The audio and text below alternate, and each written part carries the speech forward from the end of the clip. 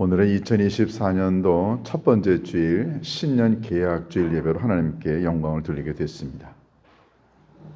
여러분들이 보시는 대로 프랑카드에 신년 계약 주일,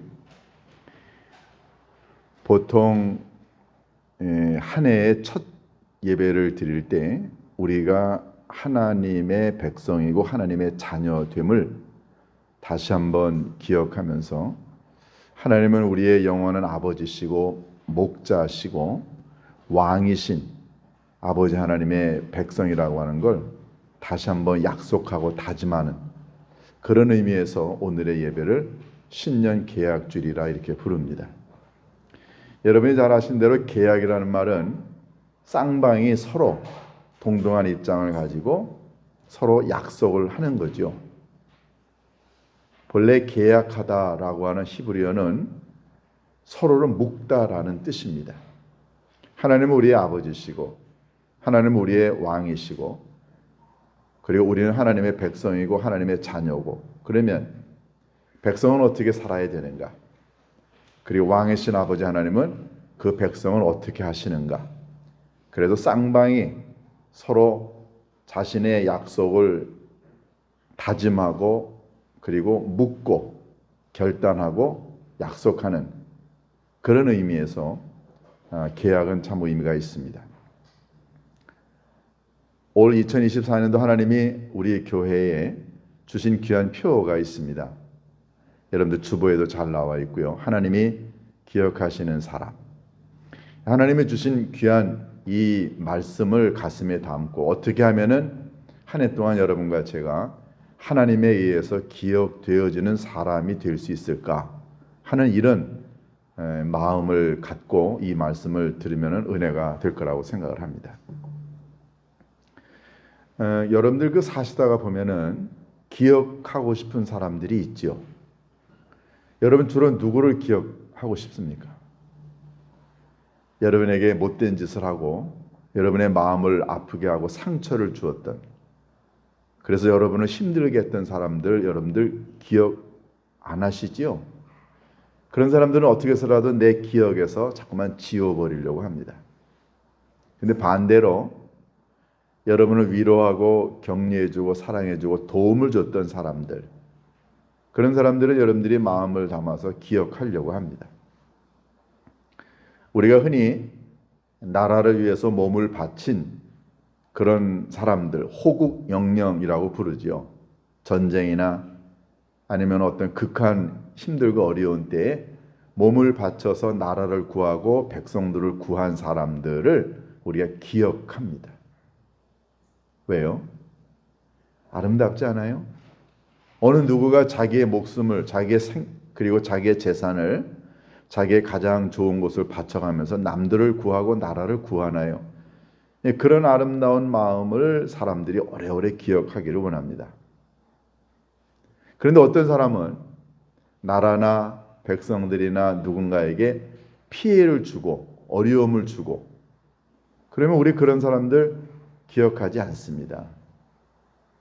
누군가에게 기억이 된다는 건 행복한 건 아닌가요?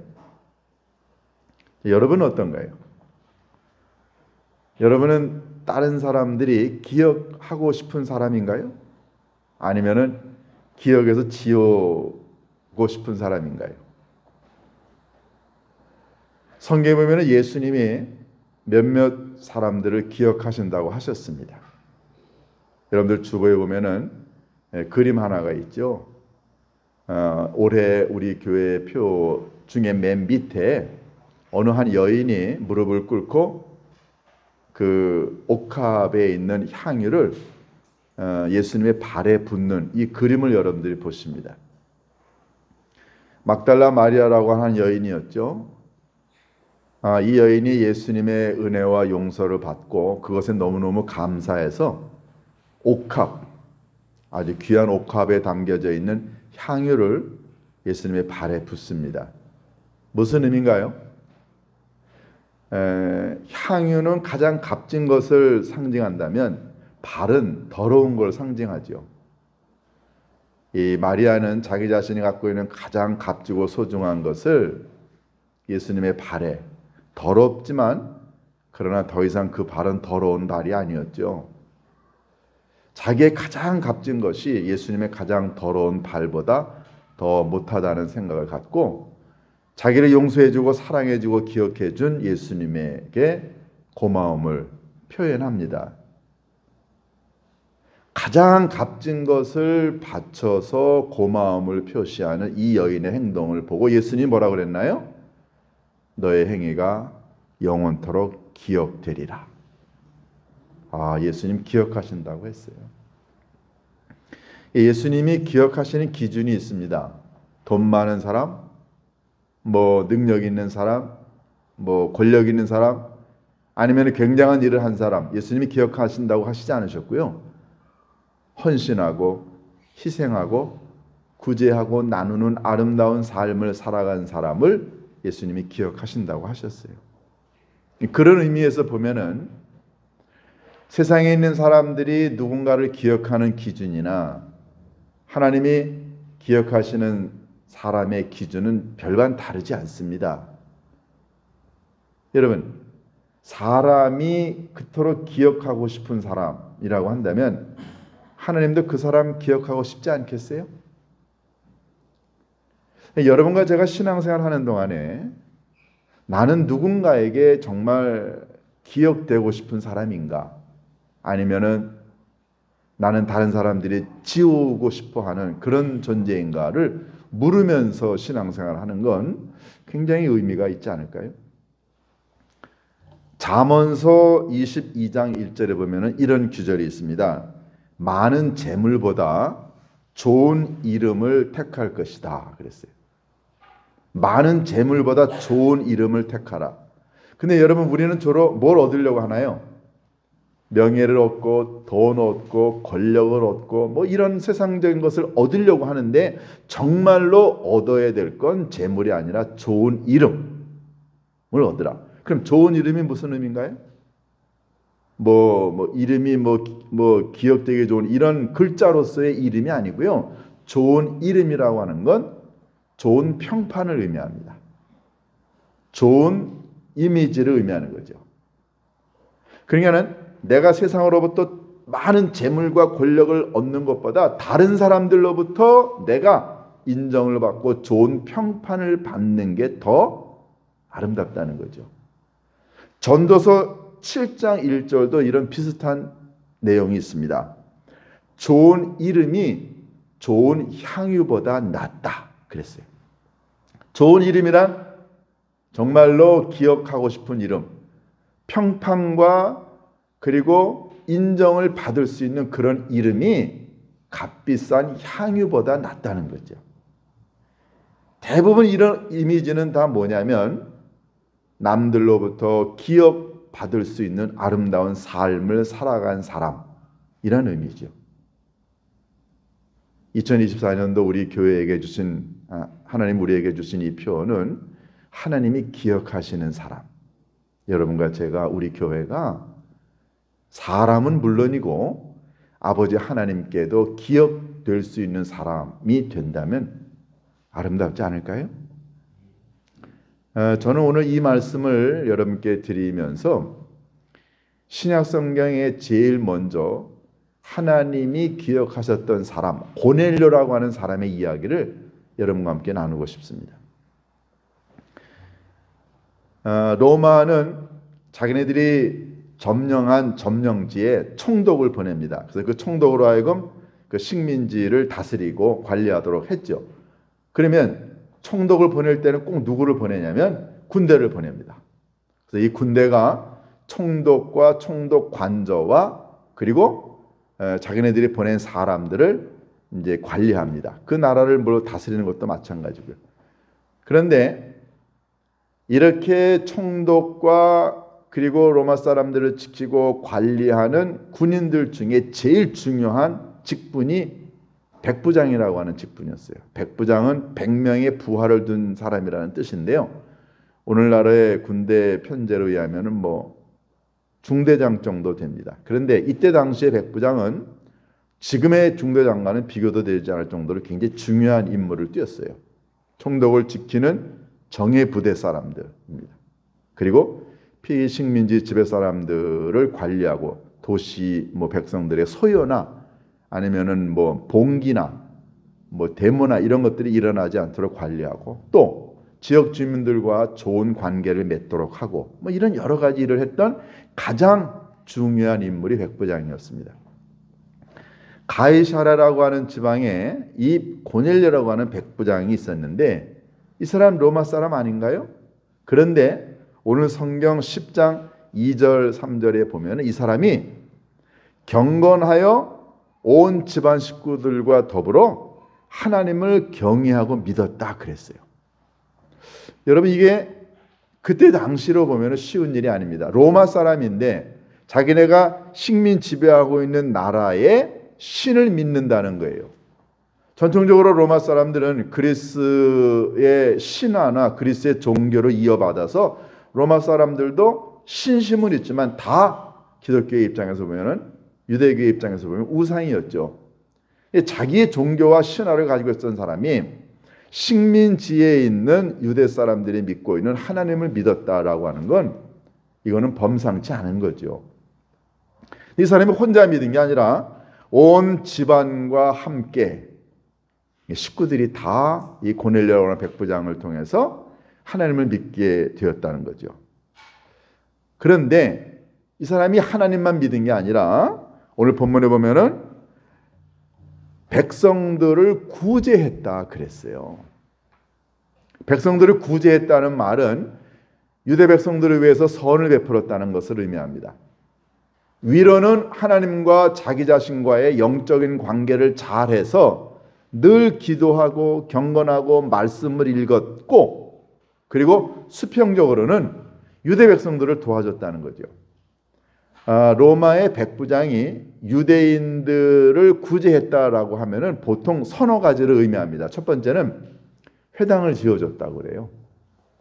유대 사람들이 모여서 하나님의 말씀을 듣고 예배를 드리는 회당, 성전은 예루살렘에만 있으니까 각 이스라엘의 조그만한 무슨 산골이든 마을마다 사람들이 모여서 말씀을 듣고 예배 드릴 수 있는 곳을 가리켜 시너거그, 회당이라고 불렀어요. 이 회당을 유대인들이 지어야 되는데 어떤 경우 돈이 없을 경우 이렇게 하나님을 잘 믿는 그런 이방인들이 더군다나 백부장 같은 경우에는 권력도 있고 하니까 이런 사람들이 회당을 지어줍니다.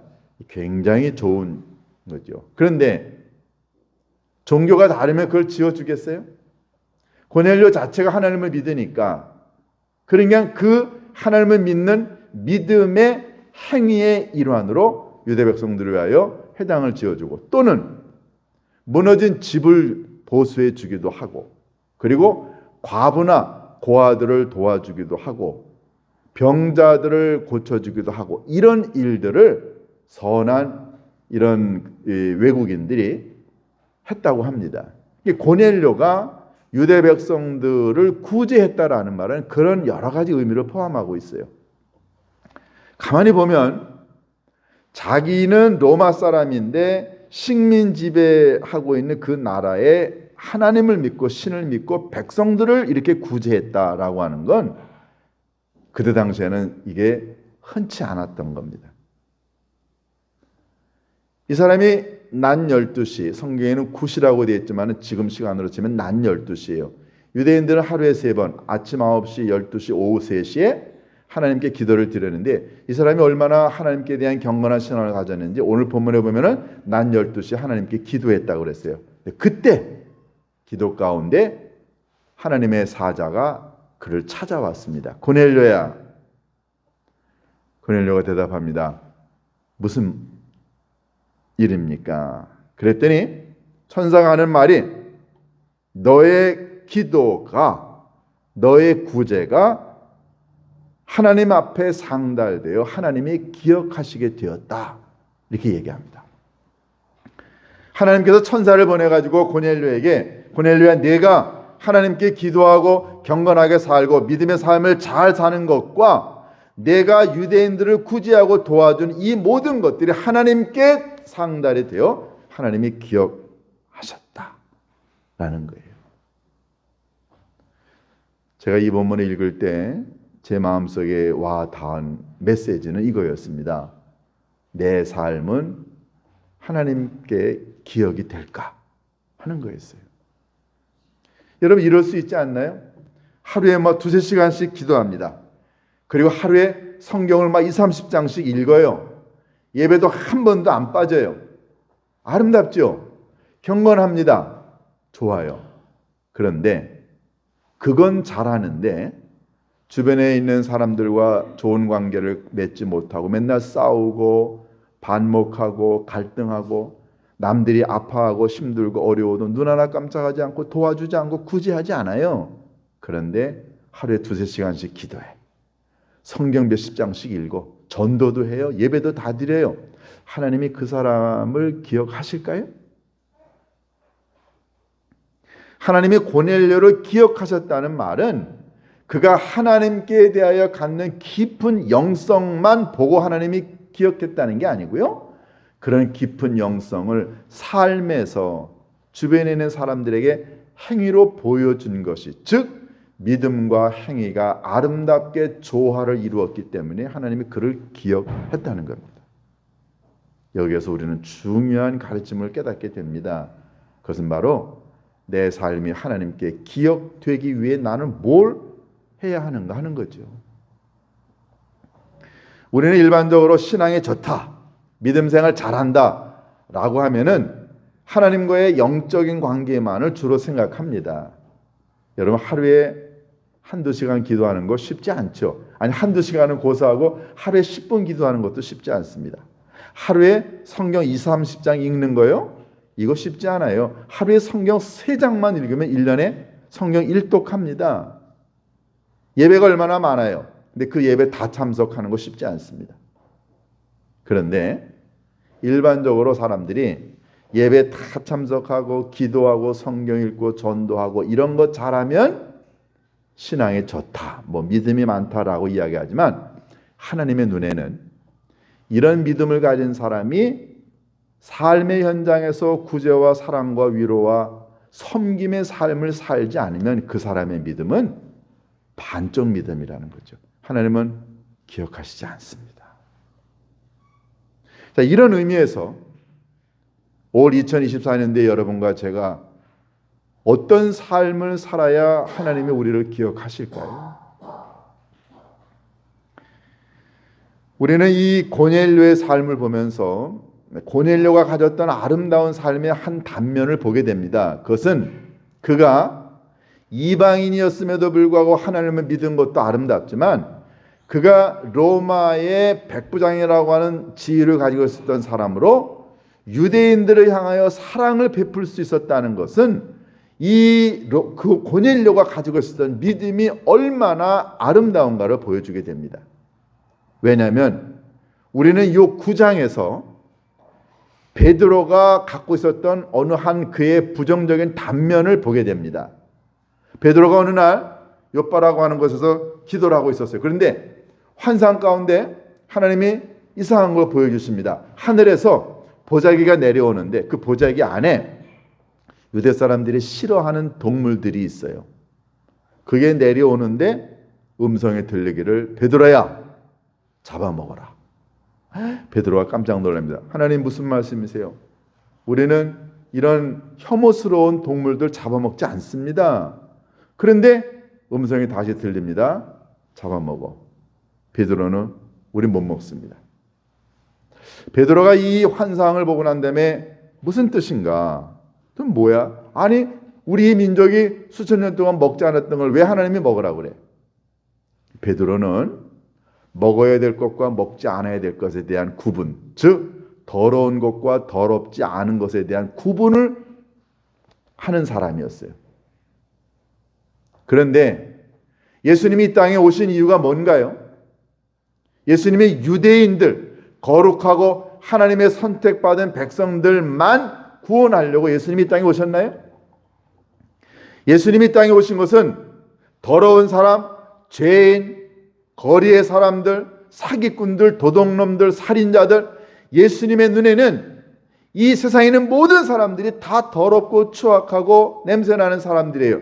만약에 하나님이 의인, 깨끗하고 좋은 사람만 구원하시려고 한다면 예수님 보낼 필요 없습니다. 그들은 얼마든지 율법으로 구원받을 수 있어요.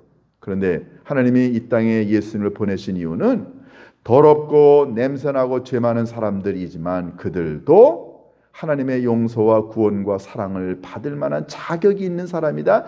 그들이 만약에 하나님께 돌아와 회개하고 그리고 자복하고 자기의 허물과 죄를 인정하면 하나님의 끝없는 사랑으로 그들을 용서해서 그들도 죄인도 더러운 사람도 구원받을 수 있다는 걸 보여주시기 위해서 하나님이 예수님을 보내지 않았나요? 그러니까 하나님에게는 피부색, 종교적인 배경, 민족적인 배경, 그리고 죄의 유무, 하나님에게는 관심이 없습니다.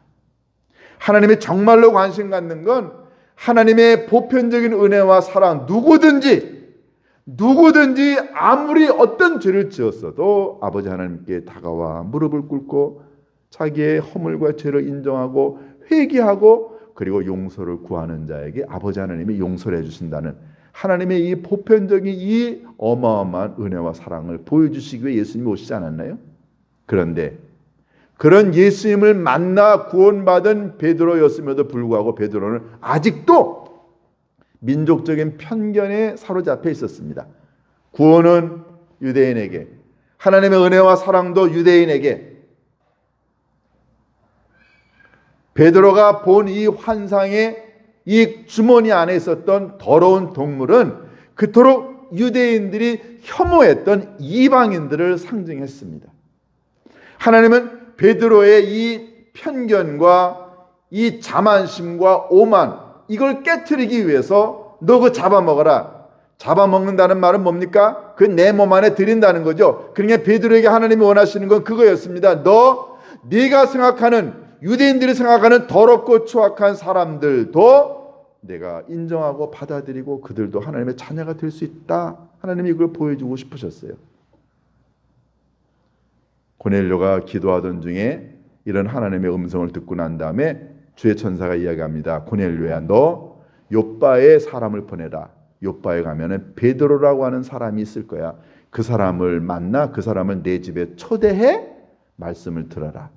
결국 하나님은 고넬료라고 하는 이방 더러운 사람을 하나님의 자녀로 삼기 위해서 베드로의 환상 가운데 나타나셨고 결국 베드로가 고넬료의 집에 와서 말씀을 들을 때 베드로의 눈이 떠졌습니다.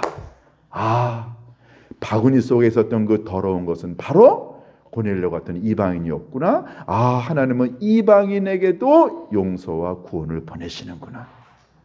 그때 비로소 베드로는 눈이 열리고 마음이 바뀌고 내가 그동안에 얼마나 편협하고 독선과 아집에 있었는가를 깨닫게 됩니다. 거기에 반해서 고넬료는 어땠나요?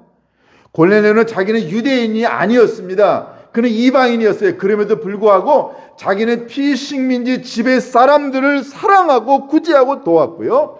하나님을 믿었습니다. 그러니까 이방인인 고넬료가 훨씬 더 베드로보다 마음과 신앙이 넓고 하나님의 은혜를 받은 사람 아니었나요? 하나님이 기억하시는 사람은 누굴까요? 내가 하나님을 잘 믿노라, 내가 은혜를 받았노라 하고 떠드는 사람이 아니라 편견을 버리고 사랑과 위로와 구제의 따뜻한 마음으로 하나님의 사랑을 실천하는 사람이 하나님이 기억하는 사람 아닐까요? 2024년도에 우리 교회가 여러분과 제가 고넬료를 배웠으면 좋겠습니다. 위로는 하나님과의 아름다운 믿음의 관계를 잘 가져서 경건하고 의롭고 바른 사람, 그렇게 살아가지만 이 세상에 나아가서는 다른 사람들로부터 칭찬을 받을 수 있을 정도로, 다른 사람들이 의인이라고 이야기할 수 있을 정도로 구제와 사랑과 나눔과 친절과 위로와 관용을 베풀 수 있는 사람이라고 한다면, 하나님은 이 둘이 잘 조화를 이룬 고넬료를 기억하셨듯이 우리 교회가, 여러분과 제가 아버지 하나님께 기억되는 그런 삶을 살아갈 수 있지 않을까요? 많은 사람들이 한 곳에 치중합니다. 하나님과의 관계가 중요하다고 생각해서 거기만 관심을 갖습니다. 그런데 이웃과의 관계는 별로 관심을 갖지 않습니다. 저도 많은 걸 생각할 때마다 참 부족하다는 걸 깨달았죠. 그럴 때마다 회개합니다. 여러분, 하나님이 정말로 원하는 사람은 우리가 갖고 있는 이 믿음이 행위 가운데서 아름답게 열매를 맺을 때 우리의 믿음이 진짜임을 깨닫고, 그래서 그 믿음이 살아있는 믿음이라고 주님이 이야기하십니다. 여러분과 제가 정말로 성숙한 믿음의 사람이 되기 위해서 경건과 영성의 깊이를 더하는, 그러면 하나님 우리를 기억하시겠죠. 그리고 우리 믿음의 공동체가 여기를 천국으로 만들어야 되지 않을까요? 상처받고 괴롭고 버림받고 울고 힘들었던 세상에 있는 많은 사람들이 이 높은 예심교회라고 하는 이 믿음의 공동체에 들어와서 여기서 격려를 받고 사랑을 받고 위로를 받으면 여기가 천국이 되지 않겠어요? 그러면 하나님이 우리와 우리 교회를 기억하지 않을까요? 우리가 교회에 모여서 기도하고 예배드리고 우리끼리 교제를 나누는 것만이 아니라 마두동이라고 하는 일산이라고 하는 이 지역사회에 나아가서 사랑의 김장, 사랑의 저금통, 사랑의 운물, 사랑의 교회, 많은 사랑의 행위, 세계 선교와 그리고 국내 선교에 앞장서서, 그래서 결국 섬기는 공동체가 될 때 하나님이 우리를 기억하지 않을까요? 하나님이 여러분을, 저를, 우리를 기억하고 싶으실 때 우리가 하나님이 기억하실 수 있는 뭔가를 하나님께 보여드려야 되지 않을까요? 그게 뭔가요? 고넬료는 경건과 기도와 말씀, 그리고 백성들을 위한 구제와 사랑, 이 두 가지를 동시에 했기 때문에 하나님이 그를 기억하셨습니다. 여러분과 제가 올 한 해 동안 매일 하나님, 제가 하나님께 기억되는 존재가 되기를 원합니다.